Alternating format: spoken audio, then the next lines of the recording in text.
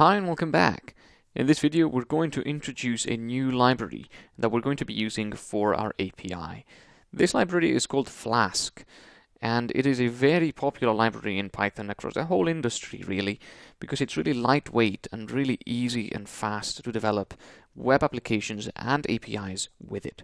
So this library is not only used for APIs, but it has a lot more functionality that lets you develop full-blown web applications using it very easily.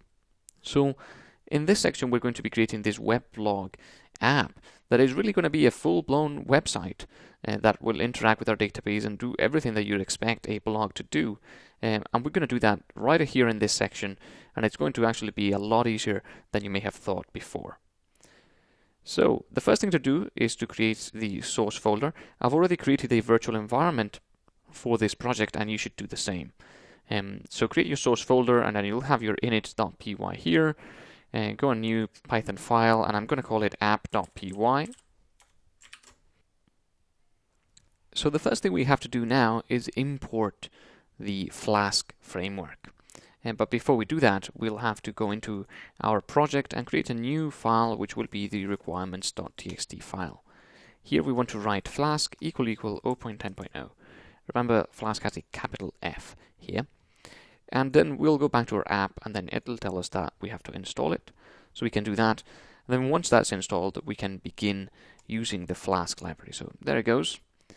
And that's installed. And now we can say from Flask import Flask. Notice how this has a capital F, which means this is a class that we're importing.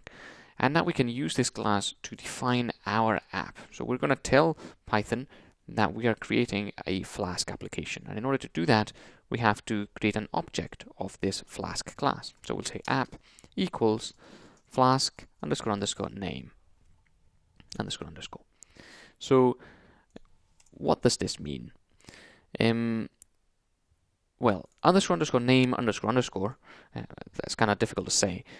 So name with 2 underscores on each side essentially is a built-in variable, sort of private variable in Python, and what it contains is essentially this. If we are running the application directly. So it's a bit difficult to understand, but don't worry about it very much, really. That's the only thing to say. Basically what this says is that we are giving the app a name, which is something that Python determines for us, and that can also be used to decide whether we are running the app directly from like a terminal or something like that or not. So it is a bit confusing, but we really don't have to worry about it at all. It doesn't affect us at all. Okay, so now we've defined our app, we can actually begin creating the API endpoints that are going to be used. So let's create a simple one. We simply say the @ app.route, and then here we put the endpoint. So I'm going to put just an empty endpoint here, just a /. And what that means is you would be going to www.mysite.com/API. So this would be the endpoint that we are creating here. And then we can define a method that will execute when we access that endpoint.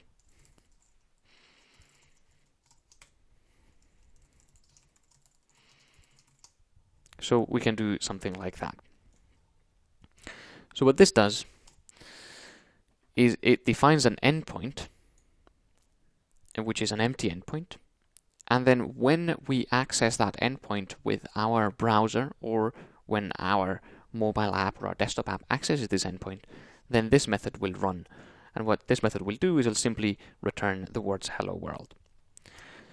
There is one last thing we have to do in order to be able to run this Flask app, which is to say if name == main, then say app.run. So this is what I meant before with all the explanation about what the main is. So basically what we're doing here is if we are running the app and expecting it to initialize and start from 0, then we'll will actually run the app. And if the app is running as part of a separate process or something like that, then we will not run the app, and instead we'll leave it to that other process to run the app. So really not something you have to worry about. This is simply a requirement to run our app, really.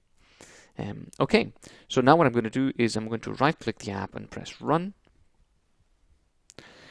And we can see the address is already in use because I've got a lot of other things running as well. So the first line is that the app is running on here, 127.0.0.1, and then colon 5000. So I've already got something else running on this port 5000. So what we can say is run on port 4995, for example. And then we'll press play again. Now notice how now it's running on 127.0.0.1 colon 4995. So let's access that and see what happens. So here I'm bringing in the window here, and notice how I've accessed the address 127.0.0.1 colon 4995, and the words hello world are coming out. And here in our logs we can see that the get keyword is coming here, and we've got this empty route first. So that empty route is the one we defined up here, and then we've returned the words hello world, which is what we've gotten here on our browser. So this is how the API works, and you've seen this is really not that complicated. You simply define the route or the route of your application interface, and then you define the method that will execute when something accesses that endpoint, and then that executes, and that's it. So that's how you can define something that will interface with something else. So we could define a route, for example, that will be /users/user ID, and then when we access that endpoint, we would get the information pertaining to that user. But obviously this all will sound a bit abstract until we actually start doing a lot of more things with it. So that's what we're going to be doing over the next few videos, and in fact in this section overall. So stick with me and let's move on to the next one, and everything is going to be a lot clearer. I'll see you there.